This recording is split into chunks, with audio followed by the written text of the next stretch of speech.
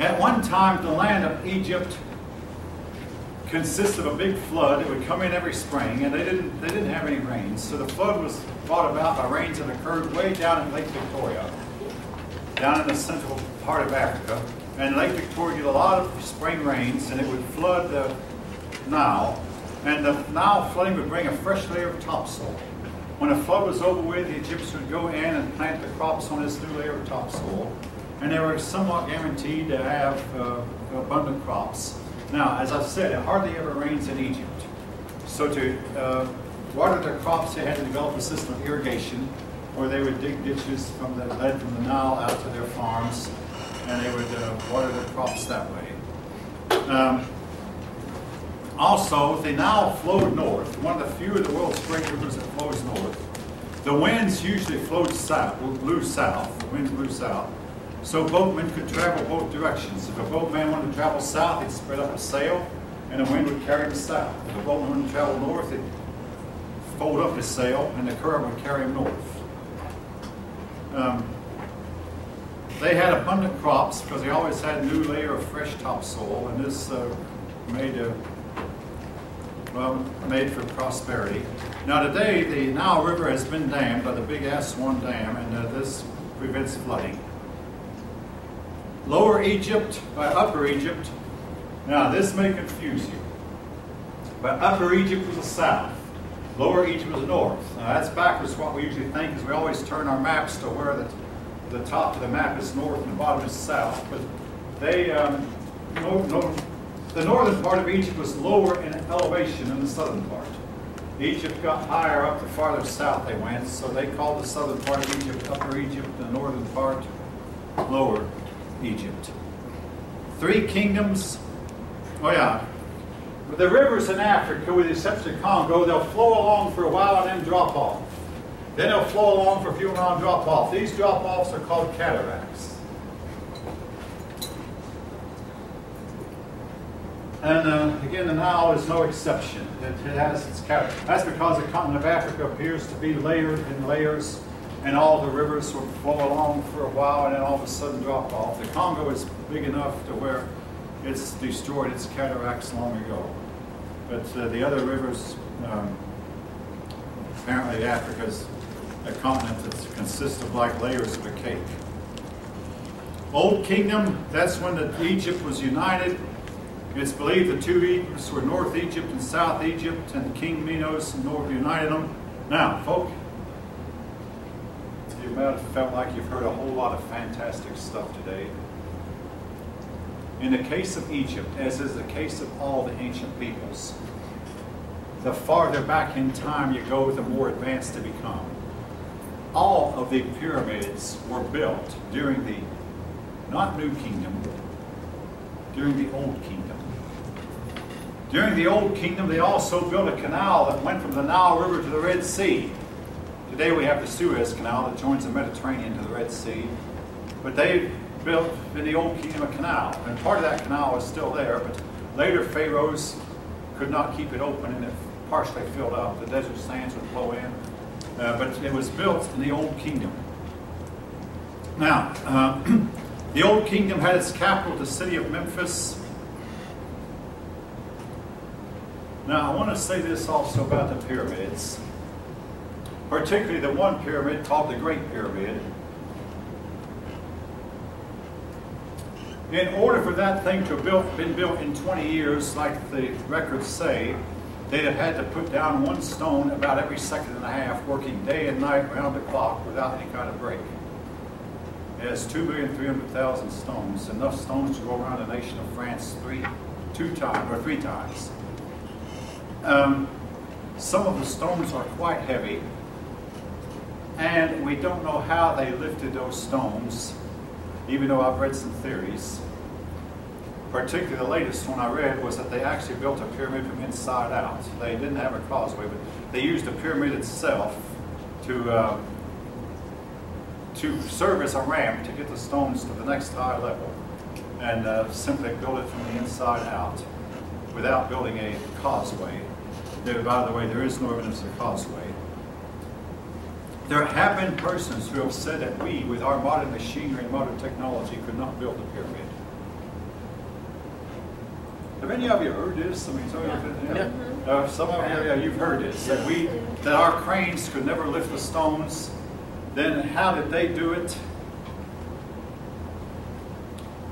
They had better block moving and stone moving techniques than we do. Now, I do have a book in my house entitled Secrets of the Great Pyramid that said that some of the granite rocks were actually quarried deep in the heart of Africa, some 600 miles from the pyramid site. How did they get those rocks from 600 miles to the site where the pyramid is? Well, there's no evidence that they used a roadway. I mean, in a roadway they used, yes? See, they made mention of the giants, because if you look at the allographics on the walls of Egypt, you Yeah. see them The with some wall. of the blocks. Oh, But they mentioned the giants in those days. that were- yeah, okay, giants, So, yeah. it's- That might be giants in those some, days. some people say they might have rolled them on logs. There's a problem with that, folks. There aren't any, and there have not been any forests in Egypt ever, if ever. And they could have rolled a pyramid, I mean, they could have floated the logs down the Nile. Well, I mean, you can't get logs big enough, or enough logs to float a 60-ton rock, even down the Nile River. And then, of course, like I've already mentioned, the Nile has cataracts. Well, how would they have gotten those rocks around a cataract? Again, it had to stop the flow of the rocks right here above the cataract and somehow lift the 60-ton rock to the next low level of water. How did they move the rocks? We don't know. How did they lift the rocks up? The top one was 480 feet high. Well, again, they could have used the pyramid itself as a causeway to move them. But again, how do you move rocks that weigh into the tons with nothing more than muscle power? And again, we simply don't know. And how could they have gotten one rock in place every second after another? Now, again, and then why did the Egyptians quit building them? Now, whatever. The kings of Egypt apparently at one point were very powerful. We really don't know why the pyramids were built in the first place. We know why they quit building them. They simply lacked the resources. The Old Kingdom gave way to the Middle Kingdom, and then the Middle Kingdom gave way to the New Kingdom. In between the Old Kingdom and Middle Kingdom was a period called the First Intermediate Period.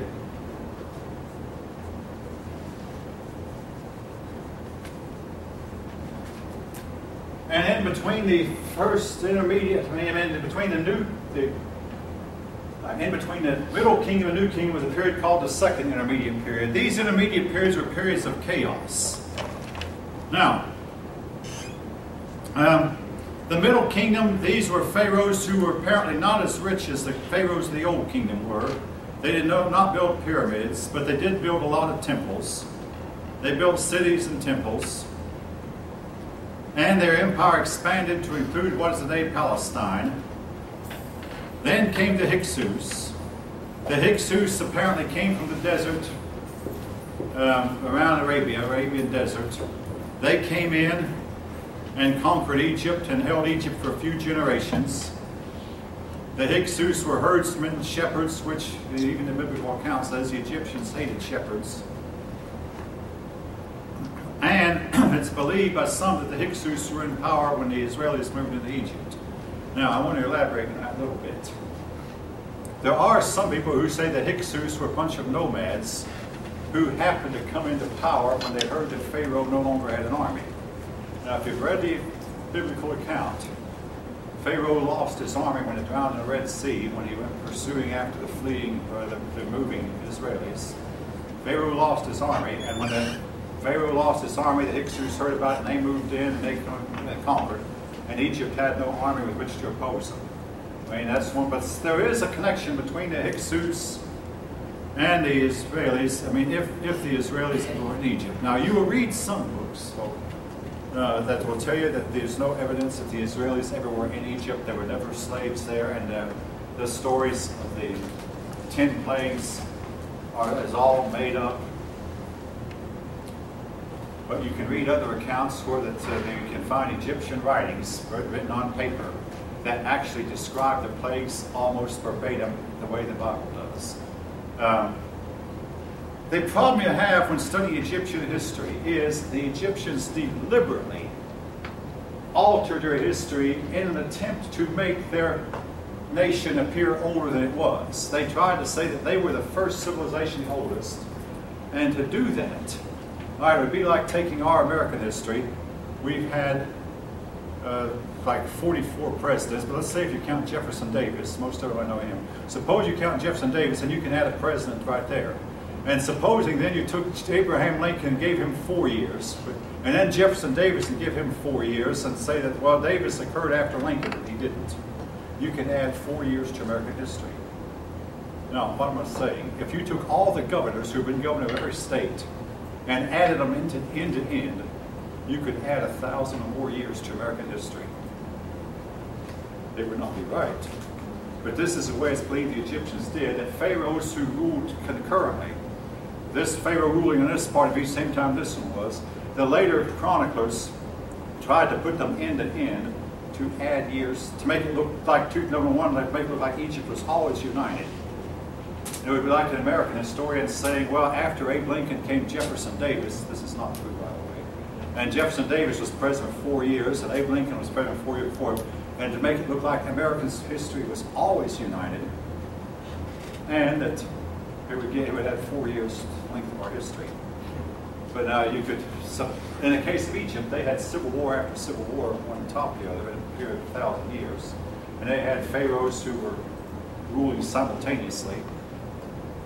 But, so they deliberately distorted their history. But we can go back, and eventually we think we can sort through it. Now, there's been a lot of work done since I was in school. In fact, my graduate professor at the University of Tennessee did not even teach Egyptian history, and I wondered why. He finally told us, I don't know much about it. That was because the scholars of his day found it very, very super confusing. Today we are going through and we're doing a lot of work on Egyptian history, and we're slowly unraveling it. And folks, I do believe that when all is said and done, we're going to find a record where that there were Jewish people living in Egypt at the time, and they did leave Egypt, and it was a big disaster. And when the disaster came, this set off the second intermediate period, the period when the Hyksos ruled, and the period of Egyptian chaos. Eventually, the Egyptians were able to drive the Hyksos out. Then you had a new kingdom. The new kingdom, Egypt, enlarged its borders again. But then, when the new kingdom ended, Egypt became a vassal. First, they were conquered by Babylon. Then they were conquered by Persia. Then they were conquered by Alexander the Great. Then they were conquered by Rome. And then conquered by the Muslims. And Egypt was to pass from one conqueror to another. And never again raise its head over the nation. All right. Hatshepsut, I mentioned her a few minutes ago. She was a queen. And here's how that some of these queens took over. They would be married to the present Pharaoh. By the way, you all hopefully know the kings of Egypt were all called Pharaoh, and this was to be true for hundreds of years. And it becomes a task to determine which Pharaoh was which. But the Egyptian kings were all called Pharaoh. But basically, Queen Hatshepsut married a Pharaoh, and when her husband died, she took over the throne, but she took over in the name of her son. Or she had a son who was underage, not old enough to be king yet. So she took over, and she ruled. Basically, she took charge, and when her son became of age, she wouldn't let him take over. But when she died herself, as everybody does, her son tried to erase all memory of her and threw her statues in a garbage dump. Now keep in mind, the land of Egypt, things preserve, because it's a dry climate, things preserve for 1,000 years. So we found her statues. Now, this is something about Amenhotep II. Do not learn this. This is something I wrote years ago. The fact is, I've done some extensive research. We do not know for sure who the Pharaoh of the Exodus was. I've got an article here on my computer under the topic of favorite articles, and it lists possibly 4 different pharaohs who could have been the Pharaoh of the Exodus. We really don't know yet. For many years, they assumed it was Amenhotep II because he was not followed on the throne by his oldest son. and also a few years before him, a new dynasty took over. But now, King Tut's mummy was here in the Civic Center for a while. King Tut's mummy has been traveling all over the world. Unlike the other mummies, King Tut's mummy was found filled with treasure, though he had not been robbed. We don't know why he had not been robbed. Now, King Tut was known as a boy king. He could not have lived more than 20 years, according to his mummy. And he probably had all kinds of physical ailments and problems. And probably died of severe diseases. But he was buried in a magnificent tomb that somehow remained untouched for some 3,000 years until it was finally found and filled with all kinds of treasure. The Egyptians believed that if they buried themselves with a lot of their belongings, their gold and silver, they could take it with them into the next life. A lot of Chinese rulers sort of copy this belief also.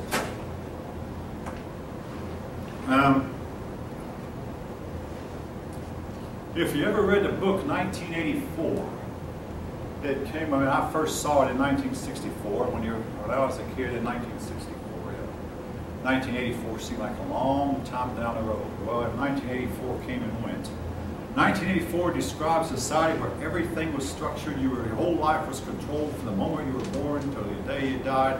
The state controlled every aspect of you. Some people believe that Egypt was this way, that even the Pharaoh was a slave, that everyone was, basically everyone was a slave, the priest, the Pharaoh, whatever.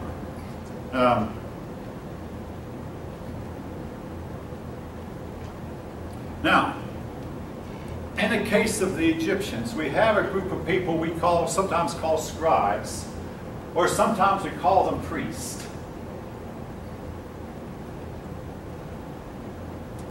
But the Egyptians actually looked on them as being the way we look on our scientists, looked on being scientists. They had, in the ancient world, and this was true of all the ancient peoples, there was no conflict between science and theology in the ancient world. Now this is not true of today. I mean, with all respect, Christianity has conflict with modern science, and so does Islam, and so does a lot of other religions. But in the case of the ancient peoples, they did not compartmentalize their life. In other words, what they believed in science was the same as they believed in theology. There was no separation between the two. Science and theology was one and the same. The land of Egypt is very, very predictable, and that's one reason the Egyptians tried to say the gods made Egypt first and made it perfect. Then they created everything else. In Egypt, they don't talk about the weather much, because the weather is the same day in and day out. The sun always comes up when it's supposed to. There's hardly ever a cloud in the sky, and the sun always goes down, but this goes on day in and day out, year in and year out. Every 100 years or so, they might have a thunderstorm. It's been 100 years since the last storm in Egypt. They seldom see any rainfall. That's why the story of the plagues, the hail and all that, would have been very unusual for the Egyptians. But because their land is very predictable, also the Nile River runs right smack dab in the middle of it and divides into two even parts. So everything seemed to be perfect. So their religion tended to be orderly. Their social structure was very orderly. The Pharaoh was God, looked on as being God. That's one reason why once he made up his mind, he could not change it. The king was at first a priest, but then eventually the office of king and priest. And this, folk, you run into, you might not realize the significance of it. In Babylon and in Sumer, the original kings were also priests. Eventually the two offices became separate.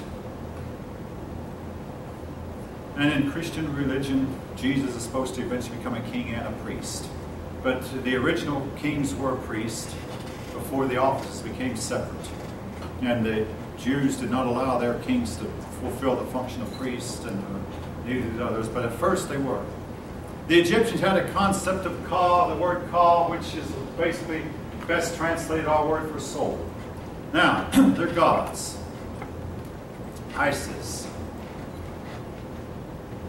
This word Isis is making news big time right as I speak. Isis was a female deity among the Egyptians. and was known to have been worshipped long after the Egyptians were conquered by the Romans. A lot of Romans took up the worship of Isis, and rumor had that Isis has been worshipped by Westerners all down through the ages in secret, as secret societies will meet behind closed doors and worship Isis. This story has been told.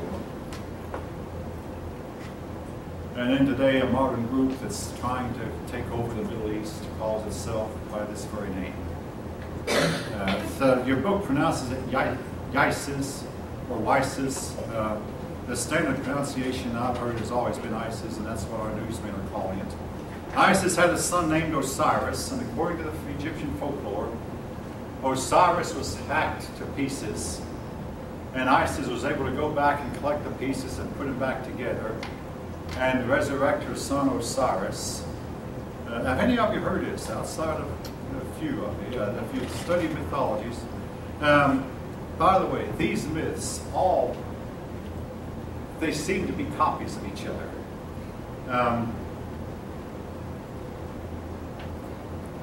The same gods you find in the Greek and Roman world, you'll find among the Babylonians, Sumerians, Egyptians. Yes? Wasn't Osiris Isis's brother when they got married and they had children? There was like Jeb and Nut? It depends on which version you read. In some, she's the son. And in some, yeah, it depends on. And again, these myths were all copied. Like you have, in Babylonian, she's called Inanna. And in Egyptian, called Isis. And then she may be the same as Venus among the Greeks and the Romans. Or Aphrodite. The Greeks called her Aphrodite, the Romans called her Venus. And then among the Norsemen, or Scandinavians, she was Frigga, whom we named our day Friday after. Same gods with different names, but the stories are also, the stories vary. So in some cases, she was her husband, and in some cases, she was both her son and her husband. Basically, you have a case where a man would marry his mother. I mean, that sounds sick, I'm sorry. That's the way that some of the stories are told. So she was both his husband, he was her husband and her son both.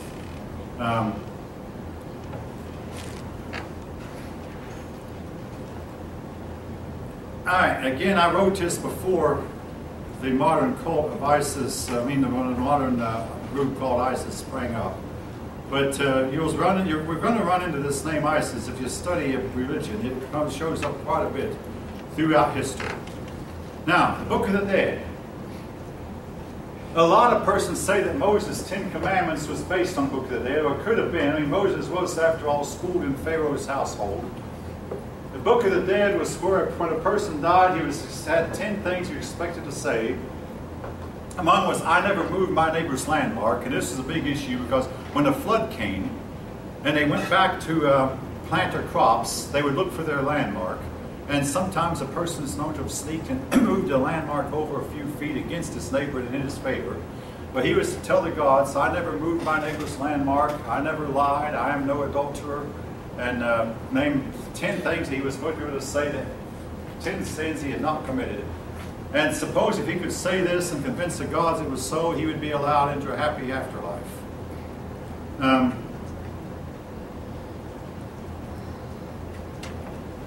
There was one Pharaoh who tried to change the religion back to monotheism. He failed. He turned the people against him, and he also lost Syria and Palestine. And again, we don't know why this Pharaoh would have wanted to change, but whether he was influenced by the Hebrews who might have been living nearby, or if he was one who became convinced that there was only one God, or whatever. One of the pharaohs, Amenhotep, also known as Akhenaten, tried to change the religion of Egypt, but he was not able to do it. All right, again, folk, I could spend the whole semester talking about Egyptian history, and I found there's been a whole lot learned about it. You could talk about each dynasty. Egyptian history was based on dynasties. First dynasty, second dynasty, third dynasty, with the older dynasties seeming to be more powerful than the ones that came later. A lot of folks say that Egyptian society apparently appeared abruptly, so such overnight bang. Now you don't see it, now you do. It was there full-blown and fully developed with a civilization. And I've often wondered if the pyramids were not an attempt to resurrect the Tower of Babel. And speaking of pyramid, I don't know if I have one of these or not. I don't hardly use paper money anymore. And I don't. If any of you would happen to have a $1 bill, and you look on the back side of a $1 bill, you will see the Great Pyramid with the top detached, and the top is an eye. All right. What is an Egyptian symbol doing on American money? There have been persons who have said that the United States was the nation destined to finish the Great Pyramid. The pyramid was never finished. The top is detached. If you know anything at all about the Tower of Babel, the top was supposed to pertain to heaven, or was supposed to reach heaven. I've got it. Anyway, you may all know, our founding fathers were all Masons. And that pyramid is a Masonic symbol. This is known, well known. That's what it's doing. And it was, did they believe, our founding fathers, that the United States was destined to finish the job of the Tower of Babel? The word Mason means stone worker. They will tell you that they were formed to build Solomon's temple. I think they were formed to try to get together and finish the Tower of Babel.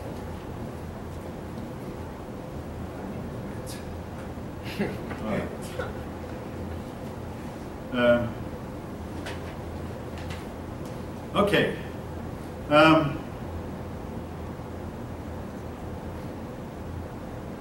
Indo-Europeans. Some people call these people Aryans, and we're going to run into that name Aryan. I've already mentioned it. All right, I'll mention it now. In the 20th century, we heard this name a lot. Who used it? Who knows? Adolf Hitler. Oh yeah, he was really enamored by the Aryans. According to him, I mean, the Germans were the only pure Aryans left. And of course, he knew the British came from Germany, so the British were the next best. The best people were the Aryans. Again, we'll talk more about the Aryans in connection with they are taking over India. But the Indo-Europeans, they've learned to farm, and we don't know if they taught themselves to farm or if they learned it from the Mesopotamians, or later on your book is going to suggest that they may have learned it from the Africans. Who farmed first? Africa, Mesopotamia, the Indus Valley? We don't know. Now, early Europeans built a lot of structures in stone, and I do have a book at the house, and they don't even talk about Stonehenge. I mean, they say, we know you know about Stonehenge, but this book describes 10,000 stone European structures that all have one thing in common. They're so old that nobody knows who built it and when or why or how. It's just these structures, from the time of the first records, these stone structures are there. They're simply there, and they're not inhabited anymore. It would take some, well, actually, it would be almost impossible to restore them. Now, if you know anything about stone structures, I mean, like this building, when you look around, what you actually see is paint. But this building could be easily repaired. Like if the sheetrock here were to crack, we could get a repairman in here who could simply restore it.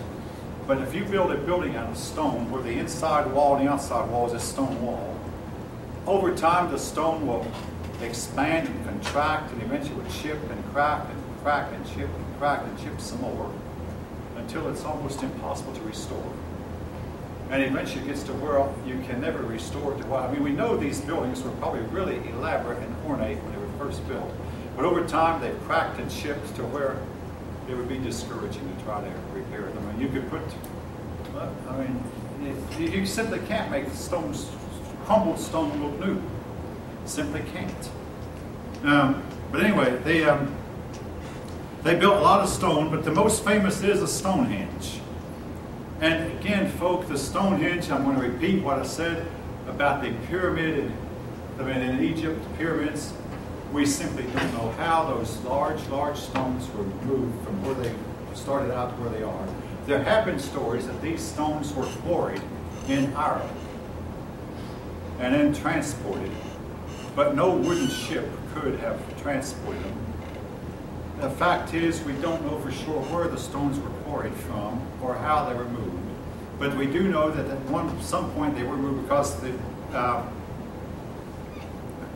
the Stonehenge was apparently at one point lined, it's always been lined up to where on Midsummer Day, the shadow of a hole inside one of the stones forms a perfect circle on the ground. You only can do that one day of the year, and that's Midsummer Day or June 21st. Now, but it appears that these stones were at one point realigned, indicating that maybe the earth at one point shifted on its axis, which some people believe, or that the island of British Isles at some point shifted and forced the builders of the Stonehenge to reorient their rocks to where the sun would make a perfect circle on the ground in the center of the Stonehenge on Midsummer Day.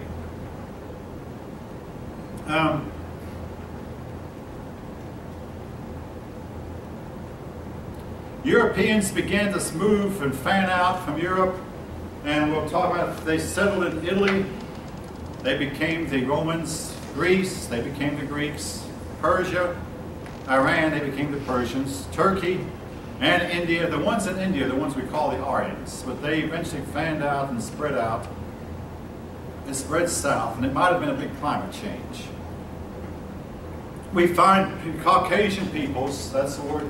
The word Indo-European, another word for them is Caucasian, and European people tend to be white. The Caucasian people, the word comes from the Caucasian Mountains, which are located there near Turkey.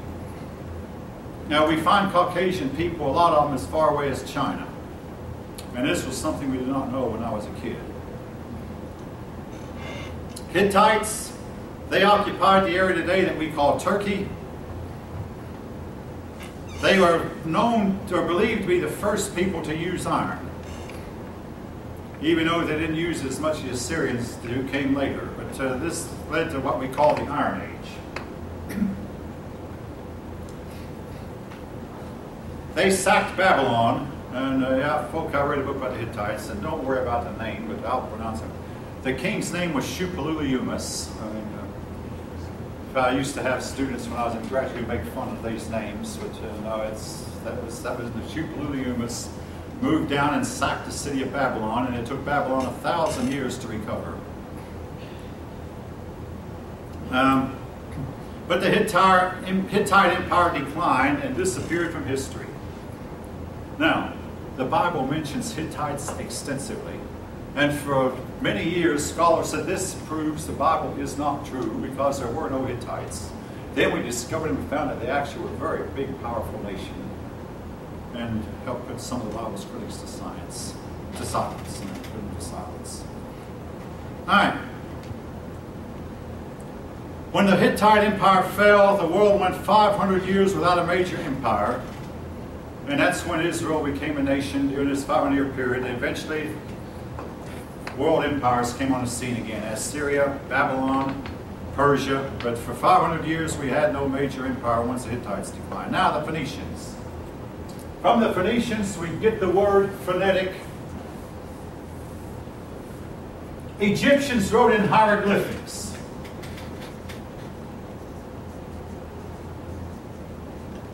Babylonians wrote in cuneiform.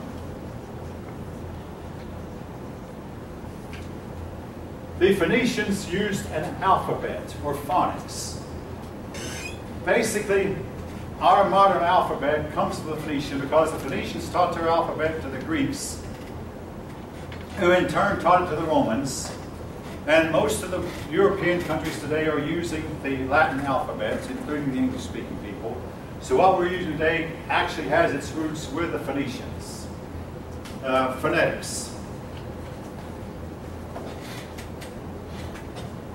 It's about time I bought me a new marker.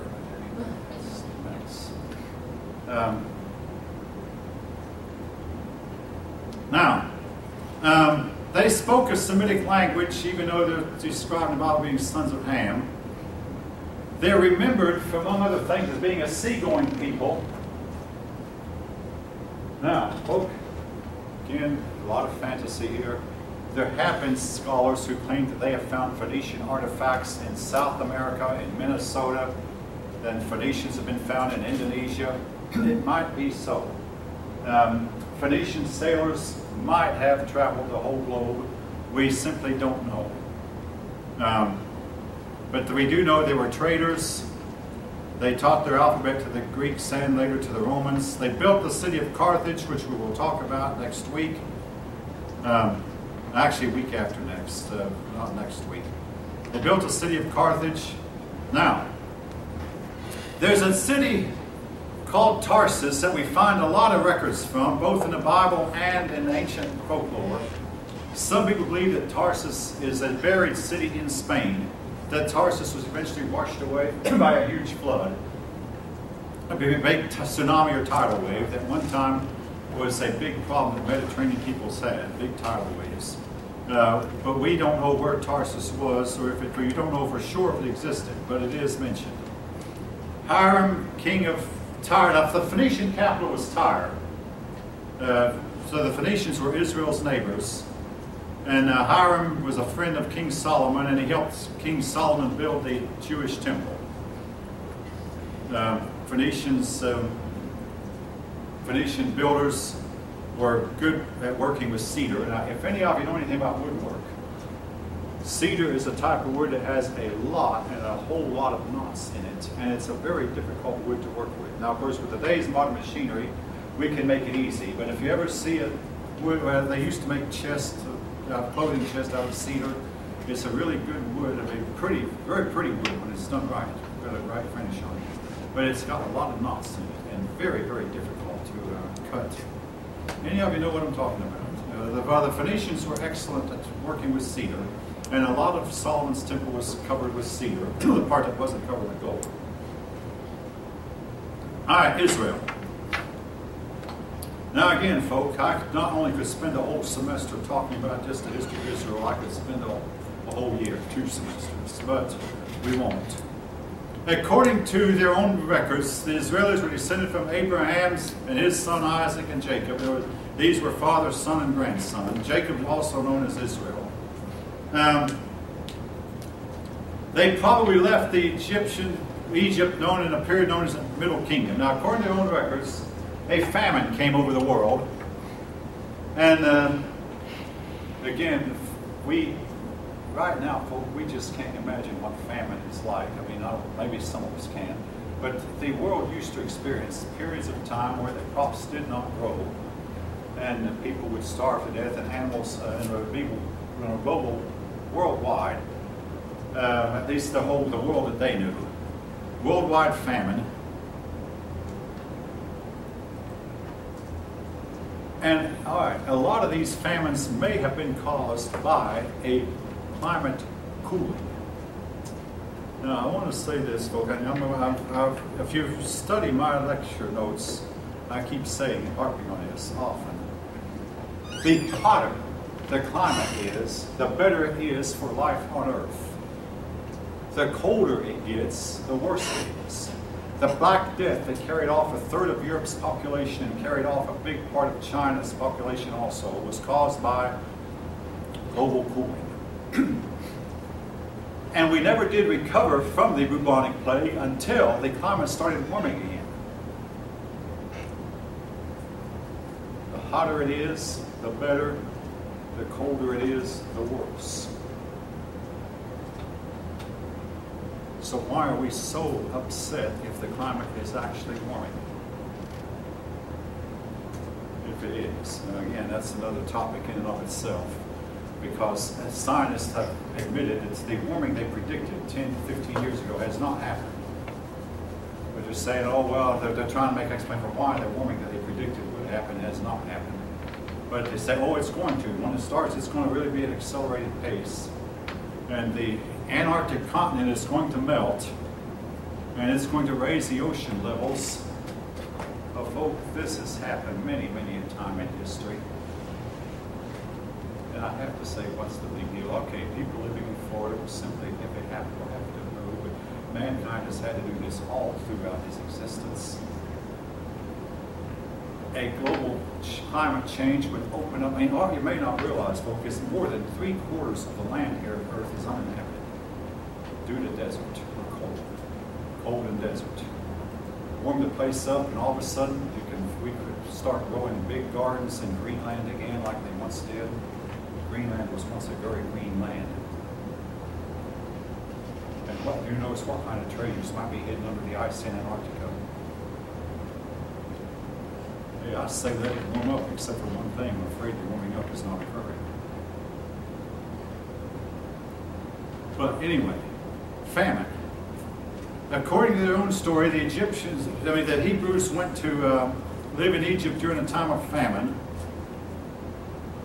And then they left at probably the end of the Middle Kingdom. And when they left, they set up the period that's called the Second Intermediate Period. I mean, that's my take on it. But then they went through the desert and eventually entered the land of Canaan, where their descendants are still there, and they partially conquered it. Now, they have been criticized for this act, since the action, I mean, after all, did involve genocide. Here's what the justification was that the Israelis used for taking over. The Canaanite people were worshiping their gods, and the way they honored their gods was they would prostitute themselves. And the babies born for this prostitution they would put in ovens and burn as a sacrifice. This was a widespread practice in the ancient world. And the Israelis used this as a justification for them moving in. Each of you can decide for yourself whether it was justified or not. But we'll talk about this, especially when we come to the chapter on the American Indians. Cortez heard a bunch of screams coming from Montezuma's temple. And he asked, well, these people being offered a sacrifice. Cortez put a stop to it. He went in and conquered Montezuma and conquered the Aztecs and put a stop to sacrifice. Now, was it justified? I've asked many a class, including this one, if you had been there with Cortez and had heard the screams from the temple, what would you have done? Maybe you'd have done nothing. Maybe you'd have felt like political correctness. Well, if that's their religion, who's to say that it's wrong? Cortez did not feel that way. Cortez decided, hey, this may be there, but it's wrong. I'm not going to put up with it. He moved in and stopped it. Anyway, you can criticize anyone you want to. I want to say this also about conquest. Every human being today is living on land that his ancestors took from other people. And if you're an American, I'm living on land that some of my ancestors were Indian fighters, that my ancestors took from the Indians. Some of my ancestors helped drive the Indians farther and farther west. Was it right? You can decide for yourself. It's simply the way humanity works. And the reason I'm saying this, folks, is if our enemies, the non-Americans, decide to come in and take over us, we can never appeal to morality and say this is an immoral action. If they're strong enough to come in and steal from us everything we have, they're going to do it. And no moral standard is going to keep them from it. Because the people who do this don't have a moral standard that will keep them from conquest. Conquest used to be looked on as a virtue. Now, throughout most of history, it's only been in the last 100 years that conquest was looked on as being evil. It is looked on as being a virtue, and here's why. People felt like, oh, we see these people, they're less civilized than we. It's our duty to go in and raise them up to our level and civilize them. So when our enemies see us as living like dogs and think, hey, we can civilize them, we can teach them, they come in and conquer us. I mean, okay, I had a pupil just this semester said, the United States can't be conquered. I'll let you decide for yourself. You pretty well know what I think of that. We have not really gone fought an all-out war since World War II. And I really don't think we can win. Who are enemies? If China and the Muslim world and the Soviet and Russia move against us, we don't have enough friends to help us defeat them. Now, if I'm wrong, tell me.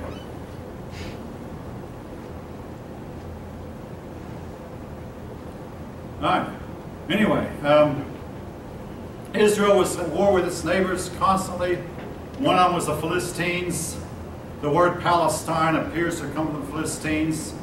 The Philistines actually conquered Israel for a while, and if any of us recall the story of David and Goliath, Goliath was a Philistine.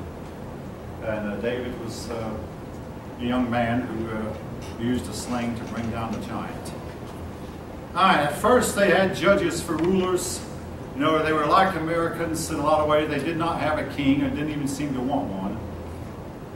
Then they set up a kingdom that to be like the other peoples around them. The two main kings were David and Solomon. David's kingdom went from the border of Egypt all the way to the Euphrates River. Solomon built a magnificent temple I've talked about. Then, after Solomon died, the kingdom was split in two. Eventually, after 300 years, Assyria conquered the northern kingdom, and Babylon conquered the southern kingdom.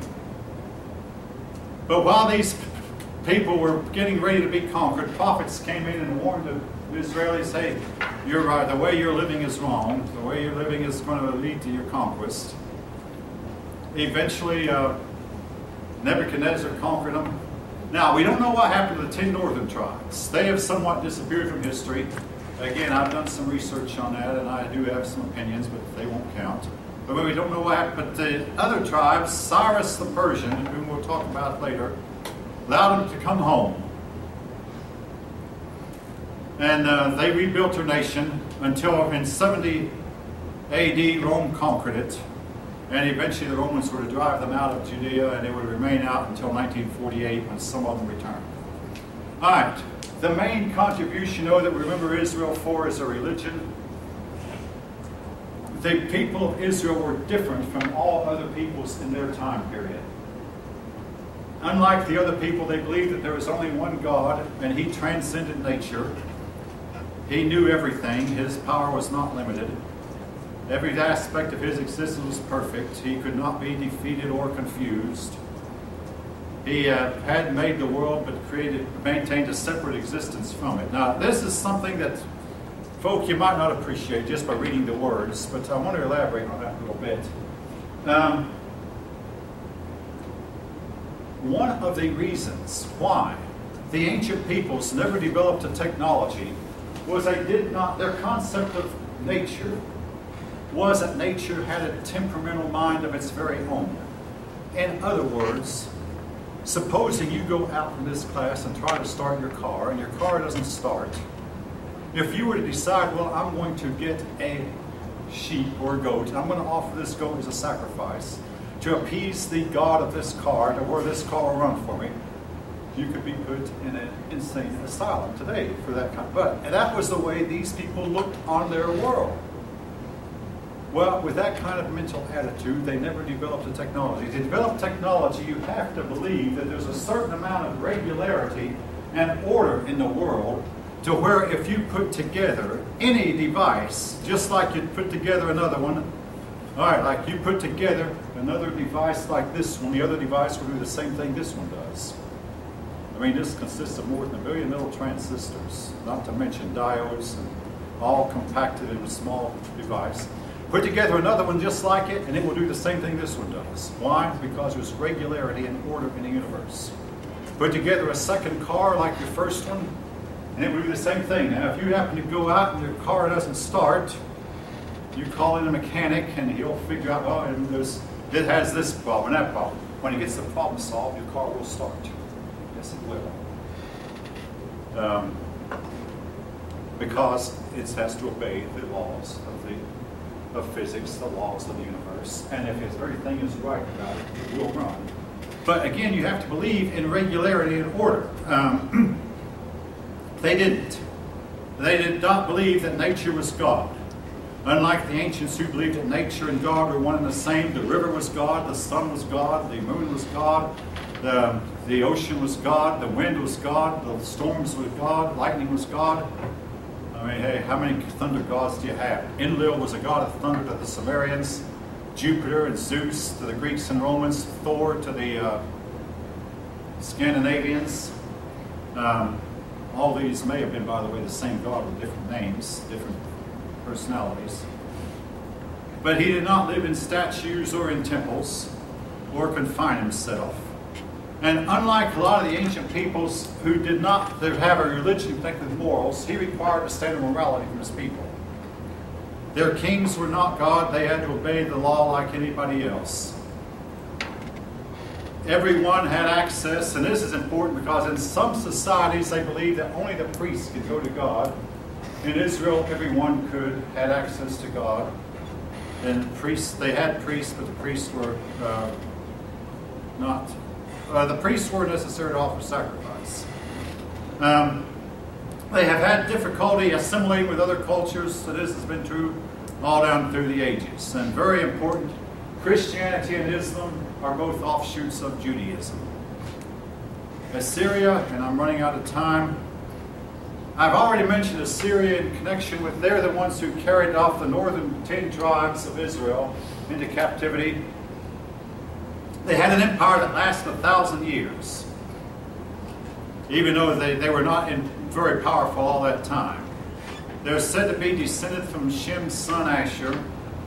Their territory was between Babylon and Turkey. Asia Minor is another name for modern Turkey. In other words, their territory was in a wide open plain, which meant that they were invaded often, and they knew the meaning of fear, so they governed by fear. They were known to be a cruel people. They also had a very valuable territory because a lot of trade routes passed through their territory. But they fought a war with what is today Ethiopia, and keep this in mind, we're going to mention this again when we come to the chapter on Ethiopia. And they defeated the Ethiopians. They carried the captive to the northern kingdom of Israel, but they finally were overcome when a bunch of people from Babylon and Egypt and Persia united, and this was more than they could handle.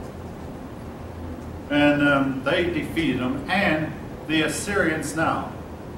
I say that the Assyrians disappeared from history. There are 10 million people in the world today who claim to be Assyrian. 5 million of them live in Assyria. What is today Iraq? Now, folk, you won't hear about them in the news. No, the Kurds are not the Assyrians. The Assyrians are a separate group. But I asked an Iraqi woman one time, and I've done some research, believe me, I'm very interested in the Assyrians myself. They are there, and I expect that in a few years, if not sooner, you're going to hear a lot from them. Perhaps the ISIS people are the Assyrians. I have not been able to prove that yet or determine that. There's a lot more I could say, but I mean, I've said a mouthful already. But essentially, I look for them to eventually rise up and become a very powerful country, like the phoenix rising out of the ashes. And I look for them to just keep them in mind. You might hear from them again. But they did not disappear from history. They did not cease to exist. They are still there, and right where they are located, there's a lot of activity and news going on right there.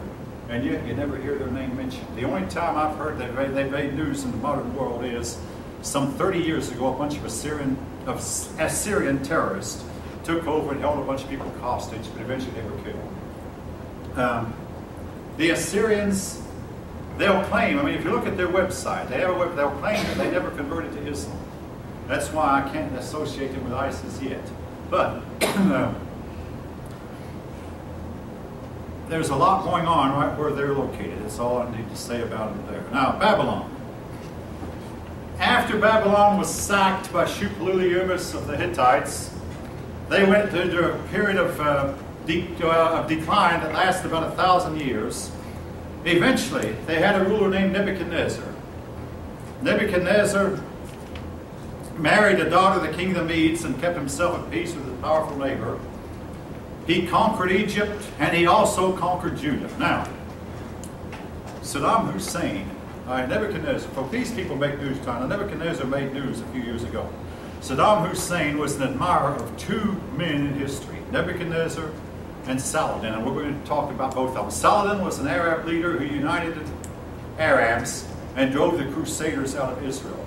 Nebuchadnezzar he admired because Nebuchadnezzar conquered the Jews and carried them captive to Babylon. Now, Saddam Hussein claimed that he was descended from both Nebuchadnezzar and Saladin. This, I don't think you could actually prove. Well, I'll say this about him being descended from Nebuchadnezzar. It's likely true. I mean, all right, folks. I want to ask you, if somebody offered you a penny today and a penny tomorrow and doubled that penny for 30 days, or offered you $1 million outright, which would you take, the penny doubling or the $1 million outright? You really should take the penny doubling. You wind up with $2 million in the 30 days. Now, have any of you seen that done? You can do it on your computer. I've done it myself. 1 penny. After all, for 10 days, you pretty well starve. 1 cent, 2 cents, 4, 8, 16, 32, 64, $1.28, $2.56. By the 10th day, you make $10. At the end of 30 days, you have $2 million. Why does that have to do with this? You have 2 parents, 4 grandparents, 8 great-grandparents, go back 30 generations, or 30 generations, it's at 30 years a generation, 900 years, you have 2 million ancestors. Go back 60 generations, and basically you are descended, or we, probably Saddam Hussein was descended from every human alive at the time of Nebuchadnezzar. Anyway, every human who had any children, I'm going to tell you, who had descendants. Just like being of European descent, I'm probably descended from everybody who lived in the British Isles 1,000 years ago who had any children. So when I'm talking about King Alfred, he might even be my ancestor, even though I don't know. Again, so was he descended from Nebuchadnezzar? Likely. Genghis Khan only lived about 900 years ago, but he has close to 500 million or half a billion known descendants today that can prove it by their DNA. All right, anyway, after Nebuchadnezzar, the Babylonian Empire crumbled, and it disappeared from history over time. And again, there have been attempts in modern times to rebuild it. Folk, if you really pay close attention to news, these places might eventually be making news again big time, including Assyria and Babylon. So pay attention. Persia is today modern Iran, not Iraq. The Persians were Indo-European. They started out, they were the affiliate of the Medes, and there's the Medes and Persians, but then they became the Persians and the Medes because Cyrus was a Persian and Cyrus took over the empire. Their most able ruler was Cyrus. And I've already mentioned Cyrus once. When Cyrus became king, one of his first acts was to allow all conquered peoples who had been displaced to return home. Now, the Assyrians and Babylonians had the habit of, when they conquered people, to keep these people peaceful, they would take the upper classes and transport them to another place in hopes that they would be uprooted but become docile and peaceful. And there was a purpose behind it. I mean, for instance, if you were a king of Persia, a king of Babylon, and you conquered a group of people, and you really wanted these people alive and on your side so you could collect tax money from them, you could take part of their population, and transport them and scatter them in various places around your kingdom. And after a while, they lose their own identity and they become supposedly able followers of you and great producers, and they would become wealthy again. That was the idea behind it. So, but anyway, Cyrus allowed conquered peoples to return home.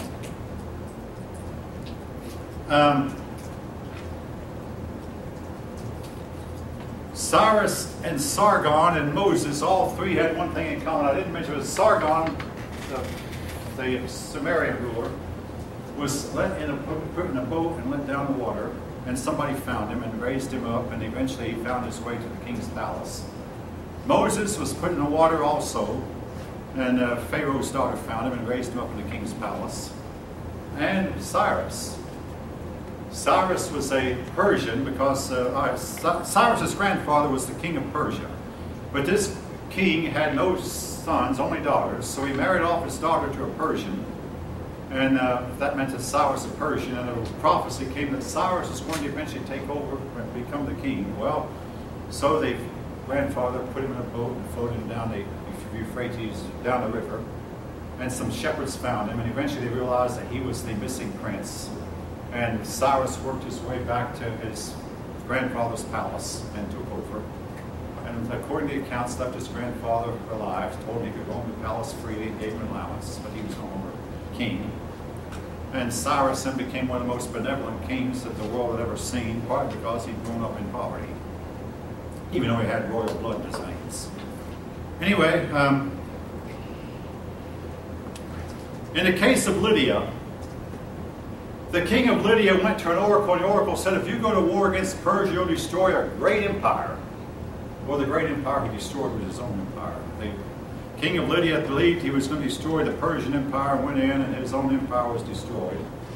Lydia was conquered. The Persian empire went east and got all the way to India, and they conquered Egypt in the west, but they went to Greece, and folk, we're going to be talking about Greece. 2 Persian kings invaded Greece, and they both lost.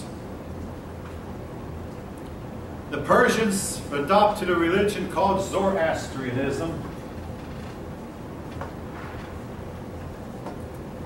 Now, Zoroaster was one of these prophets comparable to Moses or Jesus or Buddha.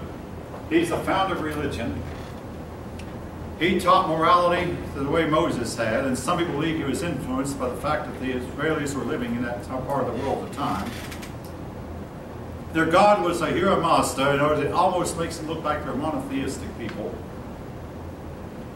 In Persian theology, there was a constant conflict between good and evil, and during our own lifetimes, goodness would never triumph over evil, and evil would never triumph over good, because the two of them were evenly balanced. But eventually, good would triumph over evil. But it was our duty as humans to make sure that we sided with the good, to help aid the good in the eventual triumph over evil.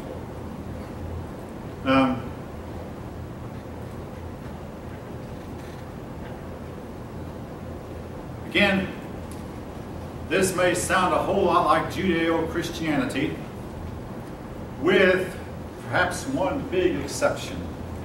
And this is something I don't have in my notes, but in my study of Zoroastrianism, he taught that once you had taken the side of evil, you were doomed to be evil all your life. You could never turn around and become good again.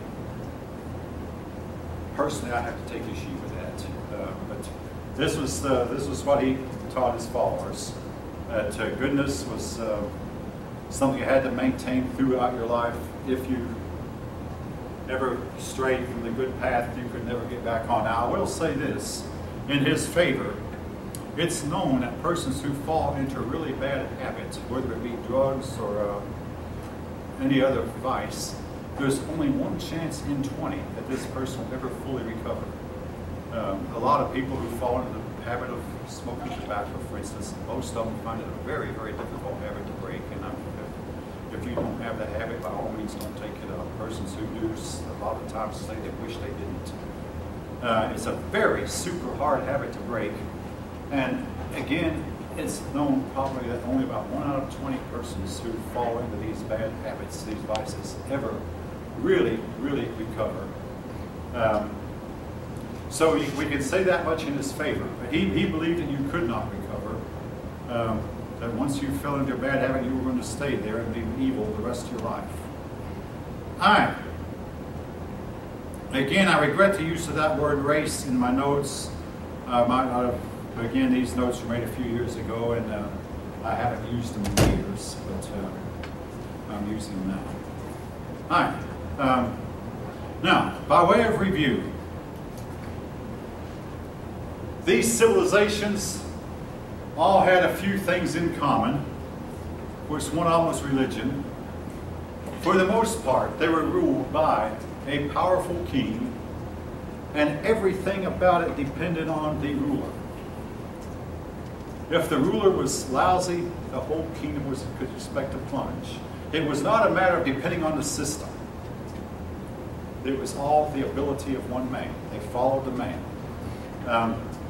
We today have tried to change that by saying, well, all right, when I was in the Army, we were taught to salute the officer. And we were told, now, folk, you're not saluting the man who's wearing the bars or the maple leaves or the stars. You're not saluting the man, you're saluting those bars. You're saluting the maple leaf, or you're saluting the stars. Never mind the man behind them. Why was that important? Because we are respecting the office, not the man who held it.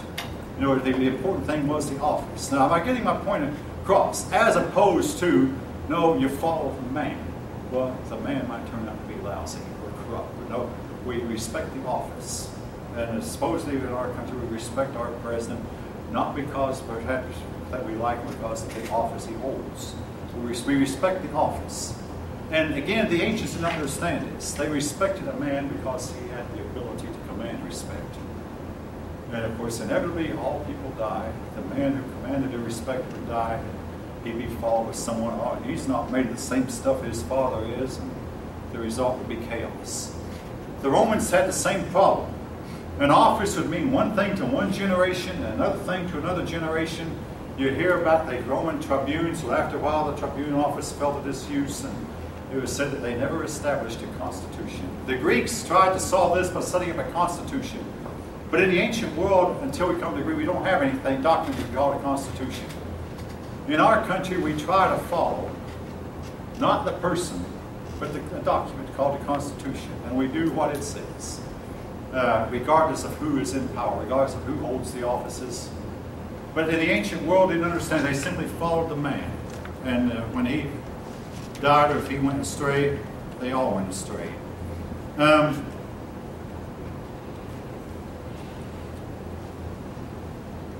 Again, another issue is their religion. Their religion had no conflict with science. And again, I've said this before, I can't say it enough. Their religion had no conflict with science, and also in a lot of cases, the religion tended to change over time as they would abandon certain gods and take on others. And why they would do this, again, anyone's guess. It would seem to them like their old gods no longer cared about them or lost interest in them. So they would take up new gods. And this was in a lot of cases. And for the most part, the religion was not connected with morals. Judaism, Zoroastrianism were exceptions. But for the most part, they were not. Now, the part of the world I'm talking about, folk, 45, 50 years ago, well, I'll tell you, I'll turn 66 next month. But you know, when I was younger, it did not seem important. It was just a little place, so, well, we knew civilization begun there. This part of the world is making more news right now than any other part of the world. And the events happening, I mean, sooner or later are going to affect us in one way or another, if they aren't already. So what they did 2,000 and 3,000 years ago, it does matter to us today. And it's almost like these people that are taking 3,000 years of history and transporting it to modern times. They think like their ancestor did 2,000 or 3,000 years ago. Conquest by them is looked on as being a virtue. The rest of the world is uncivilized, but they know how to civilize the world. So it's their duty to go out and civilize all of mankind, including and especially the United States. So, I mean, when I was a kid, we went, why study history? Is it relevant? I think what I've talked about today is going to prove to be extremely relevant if it hasn't already, and even more so in the days ahead.